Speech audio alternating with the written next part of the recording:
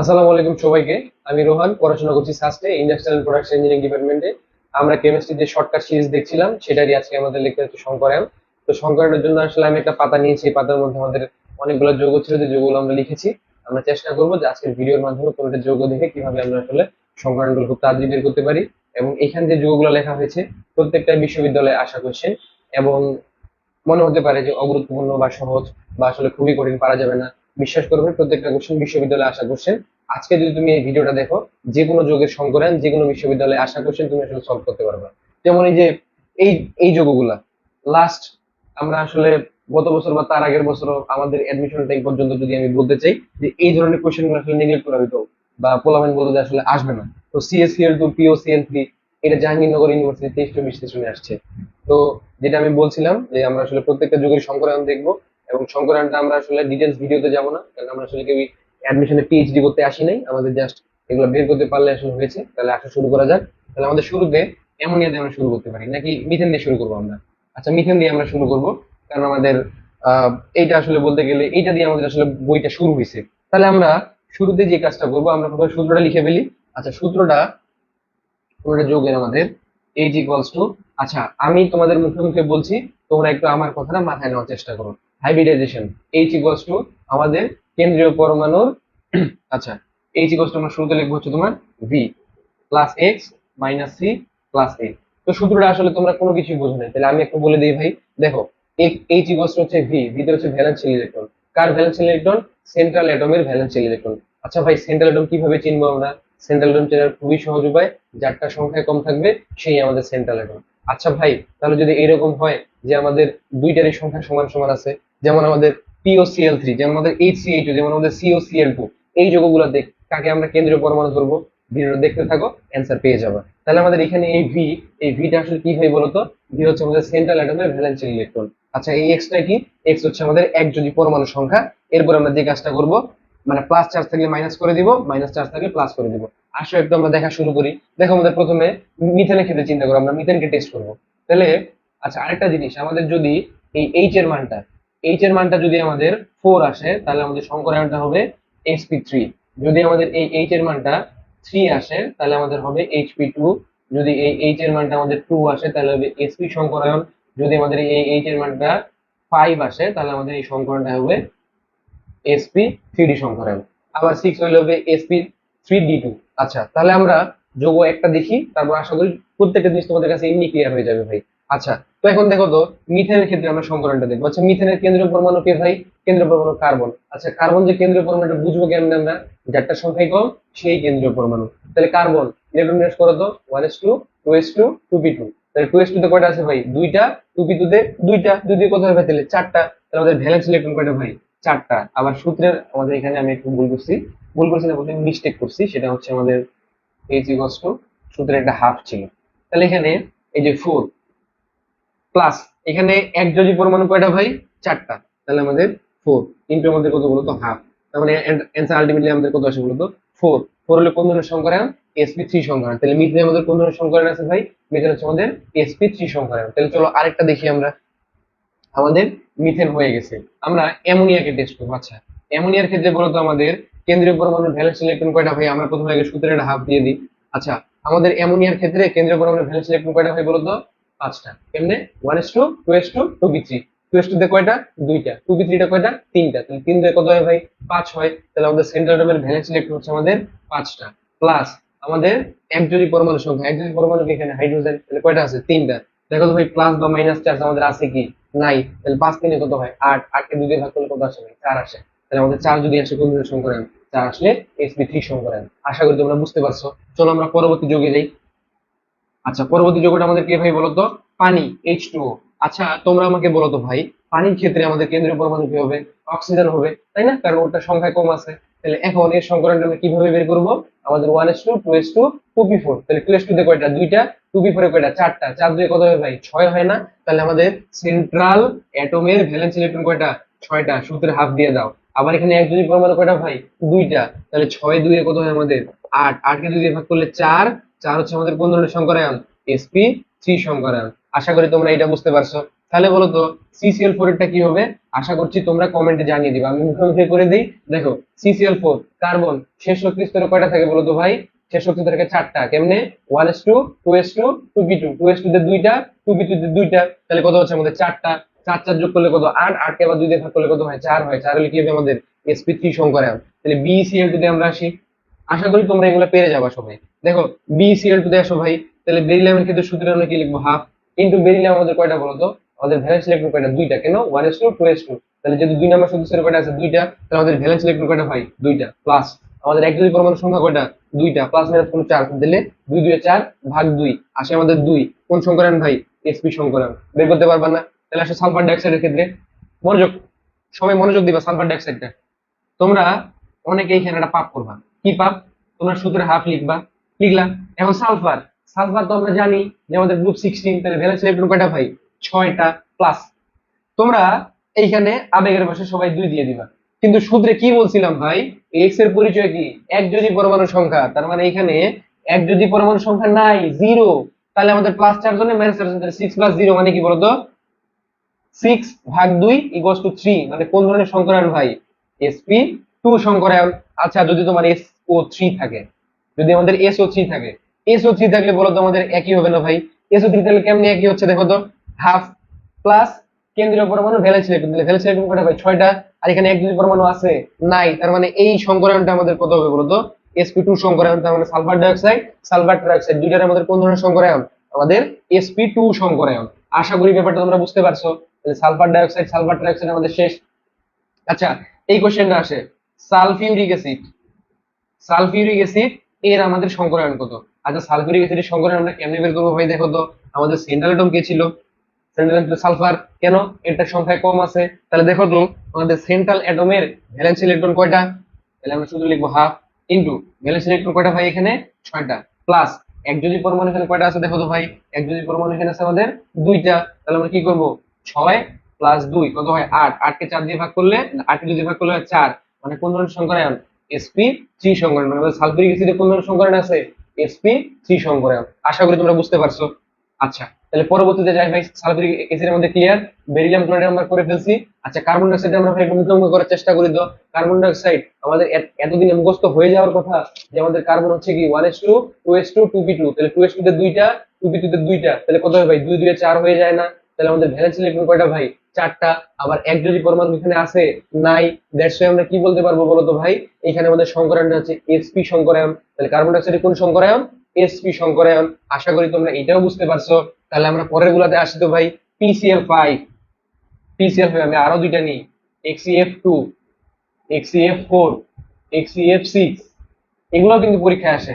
তারপর তোমার SF4, এগুলো তোমরা সবগুলাই দেখবা। তাহলে আমি PCl5 টা করে দিই ভাই।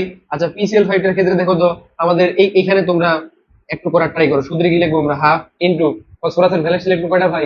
5টা। কেন? গ্রুপ 15 এর মৌল। আচ্ছা গ্রুপ 15 এর মৌলতে আমাদের কি এখানে তাহলে হচ্ছে আমাদের ভ্যালেন্স ইলেকট্রন কয়টা বলতো? 5টা। একযোজী পরমাণু কয়টা ভাই? 5টা। তাহলে 5 5 কত হয়? 10। 10 কে 2 দিয়ে ভাগ করলে আবার কত হয়? 5 হয়। কোন ধরনের সংকরায়ন? sp3 সংকরায়ন। আশা করি তোমরা বুঝতে পারছো। তাহলে এখন এই যে ঝামেলার গুলা আমরা দেখি তো, এই যে HCHO COCl2 POCl3, এই যে এইটা আসছিল JUD ইউনিটের 23-24 সেশনে এটা। আবার এইটাও আসছিল JUD 23-24, এটা আসছিল BU 13-14। তো এই জিনিসগুলো আসলে গুরুত্বপূর্ণ। আচ্ছা এখন এটা জানা হয়েছে যে কোনখানে আসছে না আসছে, তাহলে এখন আমরা দেখো কিভাবে এই জিনিসটা বের করতে পারি, এটা আমরা দেখবো।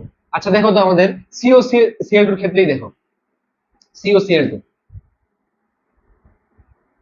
দেখো তো এখানে আমাদের সূত্রে কি লিখবো আমরা? হাইব্রিডেশন H equals to half into আমাদের এখানে সেন্ট্রাল অ্যাটমের ভ্যালেন্স ইলেকট্রন লাগবে। এখন সেন্ট্রাল অ্যাটমকে কেমনে চিনবো? খুবই সহজ উপায়। এখন আমাদের দুইটার পরিমাণ আমাদের সংখ্যা একই, মানে এখন লোয়েস্ট হচ্ছে কার্বন অক্সিজেন, দুইটারই লোয়েস্ট। এখন আমাদের এখানে দেখা লাগবে যেটা, সেটা এই দুইটার মধ্যে যে কোনো একটা আমাদের কেন্দ্রীয় পরমাণু হবে। এখন কোনটা হবে? খুবই সহজ উপায়, যদি আমাদের টাই হয়ে যায় মানে দুইটার পরিমাণ একই হয়ে যায়, তাহলে আমরা চিন্তা করব যে হচ্ছে একদম ভালো মতো মনে রাখবো, যার ইলেকট্রোনেগেটিভিটি কম সেই সেন্ট্রাল অ্যাটম। তাহলে আমাদের এই যে এইখানে কার্বন আর অক্সিজেনের মধ্যে ইলেকট্রোনেগেটিভিটি বেশি হচ্ছে অক্সিজেনের, আর কম কার? কম হচ্ছে আমাদের কার্বনের, তাহলে আমাদের কি বললাম, যার ইলেকট্রোনেগেটিভিটি কম সে হচ্ছে আমাদের সেন্ট্রাল অ্যাটম। তাহলে কার্বনের ইলেকট্রোনেগেটিভিটি কম না ভাই, তাহলে আমাদের কার্বন কি হিসাবে কাজ করবে বলতো, সেন্ট্রাল অ্যাটম হিসাবে কাজ করবে। তখন ইলেকট্রোনেগেটিভিটির মানগুলা আমি তোমাদের কয়েকটা বলে দিই, তোমরা একটু মনে রাখার ট্রাই করবা।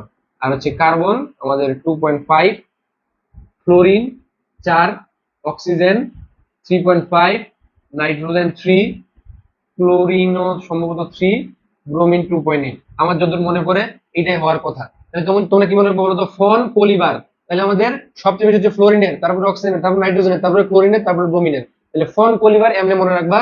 আর কার্বনটা তো মনে তোমাদের থাকারই কথা, যে কার্বনের ইলেকট্রোনেগেটিভ মানে আমাদের 2.5। তাহলে দেখো তো অক্সিজেনের কত আসতেছে, আমাদের ইলেকট্রোনেগেটিভিটি 3.5, আর কার্বনের জন্য 2.5। তাহলে ইলেকট্রোনেগেটিভিটি কার কম, কার্বনের কম। দ্যাটস আমরা কার্বনকে কি ধরতে পারবো ভাই, সেন্ট্রাল অ্যাটম ধরতে পারবো। আশা করি তোমরা ব্যাপারটা বুঝতে পারছো। তাহলে এখন যার ইলেকট্রোনেগেটিভিটি কম সেই হবে আমাদের কি বলতো, সেন্ট্রাল অ্যাটম। তাহলে আমাদের সিও সিএল2 ক্ষেত্রে দেখো, তাহলে সিও সিএল2, এখানে আমাদের সেন্ট্রাল অ্যাটমের ভ্যালেন্স ইলেকট্রন কয়টা, মুখস্থ হয়ে যায় নেই ভাই, সেন্ট্রাল অ্যাটম 4, সেন্ট্রাল অ্যাটমের ভ্যালেন্স ইলেকট্রন হচ্ছে 4টা।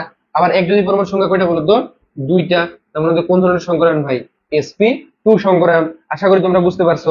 আচ্ছা আমরা পরবর্তী আরেকটাতে যাই তো ভাই। আচ্ছা, তো আমরা পরবর্তী আরেকটাতে যাওয়ার জন্য HCHO তে আমরা যাব। তাহলে HCHO এর জন্য আমরা দেখো তো, আচ্ছা পিওসিএল, আচ্ছা আমরা পিওসিএল থেকে দেখছি, পিওসিএল3 টা দেখে ফেলি। আচ্ছা পিওসিএল3 থেকে একই ঘটনা না ভাই, এখানে আমাদের অক্সিজেন আর ফসফরাসের মধ্যে যে কেউ হওয়ার কথা। এখন অক্সিজেনটা বেশি, ফসফরাসের ইলেকট্রোনেগেটিভ মান কম, কারণ ফসফরাসকে কি ধরবো বলতো, ফসফরাসকে ধরবো না সেন্ট্রাল অ্যাটম। তা অথবা তোমরা যদি এটার গাঠনিক স্ট্রাকচারও দেখো তাও আসলে তোমরা দেখলে বুঝতে পারবা, ও সিএল সিএল সিএল। তাহলে আমাদের ফসফরাস আছে কেন্দ্রে, আর বাকি আমাদের কি যৌগগুলো আসলে ছড়ায়, বাকি মৌলগুলো ছড়ায় আছে না। তাহলে আমরা আসলে এমনি ইলেকট্রোনেগেটিভিটি হিসাব নিকাশ দিয়ে বুঝতেছি, আমরা চিত্র এঁকে আসলে জিনিসটা বুঝতে পারবো আশা করি। তাহলে আমাদের পিওসিএল3 ক্ষেত্রে দেখো, আমাদের সূত্রে কি লিখবো বলতো, হাফ ইন্টু কেন্দ্রীয় পরমাণুর ভ্যালেন্স ইলেকট্রন কত 5, আবার একযোজী কয়টা 3টা, তাহলে 5 3 8, 2 দিয়ে ভাগ করলে কত 4। মানে আমাদের কোন ধরনের সংকরণ হবে বলতো, sp3 সংকরণ। আশা করি তোমরা বুঝতে পারছো। তাহলে পিওসিএল3 আমাদের শেষ, HCHO আমাদের শেষ। তাহলে আচ্ছা HCHO মনে আমি দেখাই না, আমি আরেকবার দেখাই তাহলে।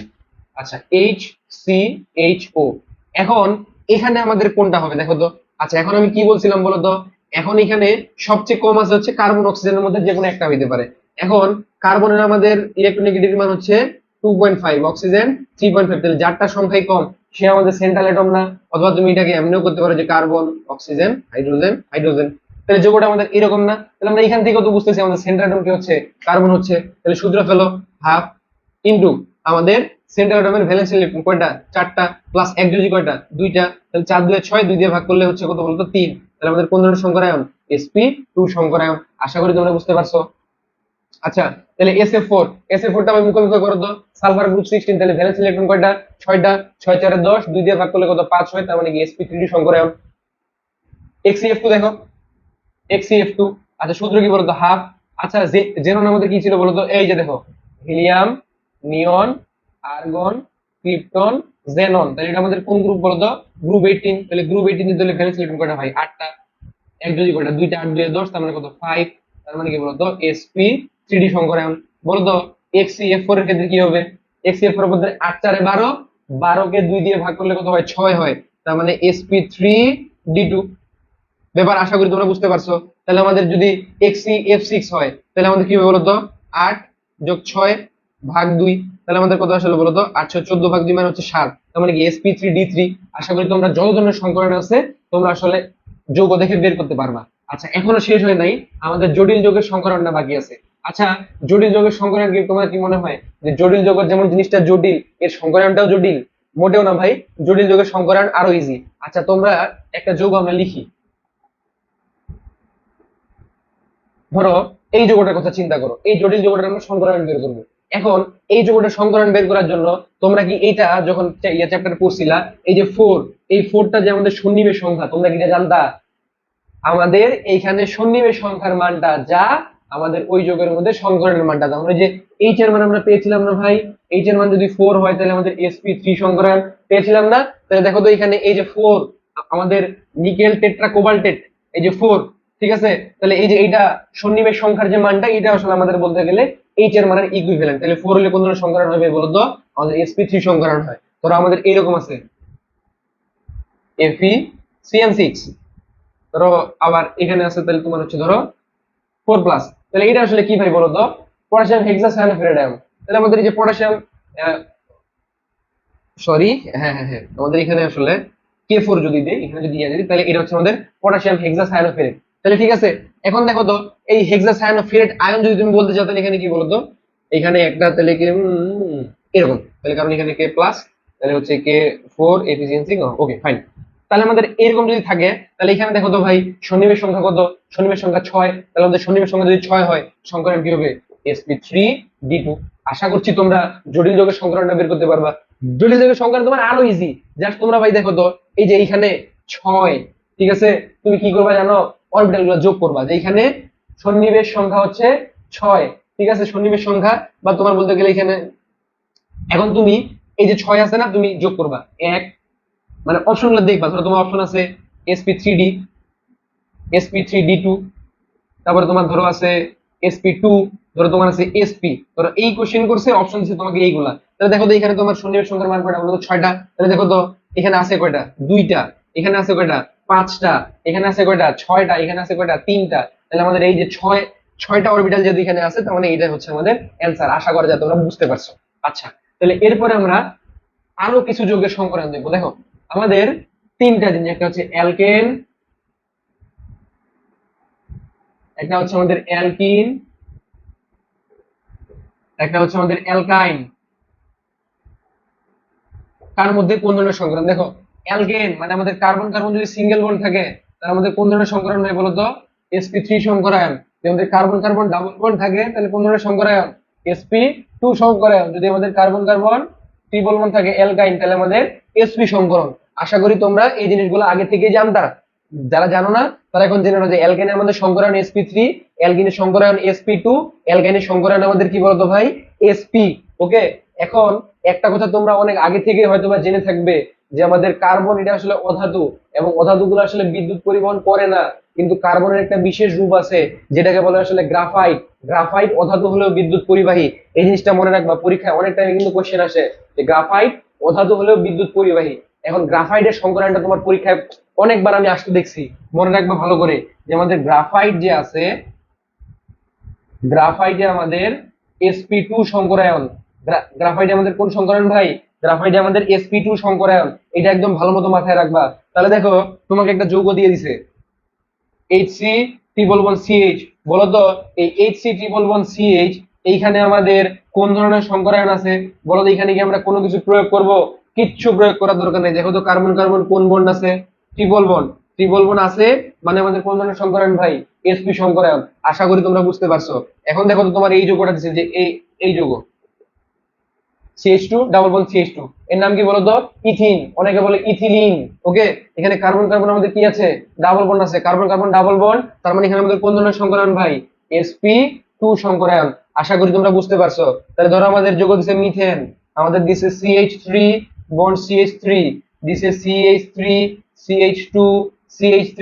বলতো এই যে যত যৌগ আছে সব আমাদের অ্যালকেন না কেন? কার্বন কার্বন সিঙ্গেল বন্ড, তার মানে আমাদের এই যৌগটাতে কোন ধরনের সংকরায়ন আছে বলতো ভাই? সবগুলোতে আছে sp3 সংকরায়ন। অ্যালকিন যদি থাকে sp2 সংকরায়ন, যদি অ্যালকাইন থাকে sp সংকরায়ন। আশা করি তোমরা বুঝতে পারছো।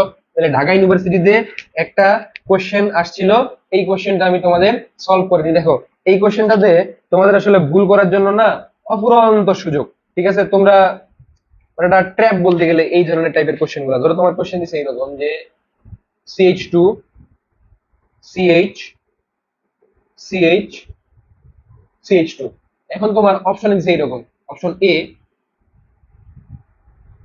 sp3 sp2, option B sp sp2 sp3, option C sp2, option D sp3 sp2। এই ধরনের তোমাকে অপশন দিয়ে দিছে। দেখো তো ভাই, কার্বন কার্বন কি তোমার ট্রিপল বন্ড আছে? কার্বন কার্বন যেহেতু ট্রিপল বন্ড নাই, এখানে আমরা দেখতে পাচ্ছি না, তাহলে কার্বন কার্বন ট্রিপল বন্ড না থাকলে আমরা কি এটা বাজি ধরে বলতে পারি না যে এই জায়গায় sp সংকরণ হওয়া পসিবল না? তাহলে আমরা কি অপশন গুলাকে বাদ দিয়ে দিব কোন জায়গায় sp আছে? তাহলে দেখো বি তে sp আছে, তাহলে আমরা sp কি আগেই কেটে দিতে পারি না? তাহলে আমাদের sp শুরুতেই বাদ, তাহলে এখন এখানে আমাদের অপশন দুইটা আবার একই হয়ে গেছে। তাহলে ধরো আমাদের এই তিনটা অপশন আছে, তাহলে এখন এ আর সি এর মধ্যে অ্যান্সার হবে। এখন তোমরা কি করবা, ম্যাক্সিমাম পোলাপাইন যে ভুলটা করবে, সবাই ধুমায়া এ দাগাবে। আচ্ছা ধুমায়া এ যে দাগাইলো, কেন দাগাবে ভাই? আপনি তো বলছিলেন কার্বন কার্বন ডাবল বন্ড হইলে তো অ্যালকিন, ডাবল বন্ড হইলে আমাদের এখানে কি দিয়ে দিব ভাই, ধূপ করে একটা sp2 মেরে দিব। আবার যদি সিঙ্গেল বন্ড হয় ভাই, ধূপ ধাপ করে এখানে আমরা একটা sp3 মেরে দিব, তাহলে একটা sp2 sp3, এটাই তো অ্যান্সার, একদম মজা মজা। কিন্তু ভাই এটা তোমরা দায়িত্বশীলতার সাথে ভুল করে আসবা। আচ্ছা কেন ভুল করে আসবা দেখো তো, এটা সঠিক অ্যান্সার হচ্ছে আসলে sp2। কেন sp2, কিভাবে sp2, আসলে একটু আমরা ভাই দেখি। দেখো এই যৌগটা তুমি যদি গাঠনিক সংকেত রাখতে চাও, কার্বন কার্বন কার্বন, এখানে আমাদের ধরো হাইড্রোজেন হাইড্রোজেন, এখানে একটা আছে হাইড্রোজেন, এখানে একটা আছে হাইড্রোজেন হাইড্রোজেন হাইড্রোজেন। আচ্ছা তুমি দেখো তো ভাই, এই কার্বন এই কার্বন, দুইটা কার্বন তো ডাবল বন্ড দ্বারা যুক্ত, তাহলে কোন ধরনের সংকরণ এখানে, sp2। তাহলে এই কার্বনটাও sp2 সংকরিত, এই কার্বনটাও sp2 সংকরিত। তাহলে এই কার্বন তোমার ওকে। এখন এই কার্বন কোন বন্ড দ্বারা যুক্ত ভাই, ডাবল বন্ড দ্বারা যুক্ত, তাহলে এই কার্বনটাও কি sp2 সংকরিত কার্বন, এই কার্বনটাও sp2 সংকরিত কার্বন। তাহলে আমাদের sp3 সংকরিত কার্বন তুমি একটা দেখাতে পারবা? পারবা না। তাহলে আমাদের এখানে অ্যান্সার কি, অ্যান্সার আমাদের এখানে sp2 সংকরায়ন। সবাই আবার sp3 আর sp2 দিও না, একটু চিন্তা করবা।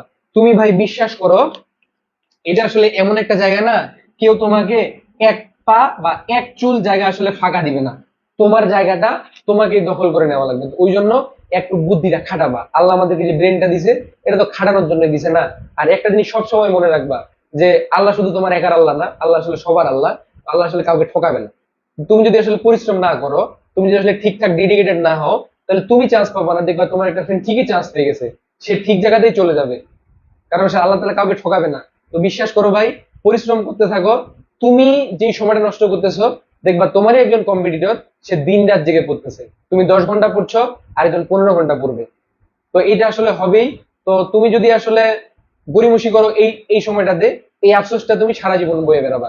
আশা করি তোমাদের কাউকে যাতে আফসোস করতে না হয়, সৃষ্টিকর্তা সবার প্রতি সহায় হন। আসসালামু আলাইকুম।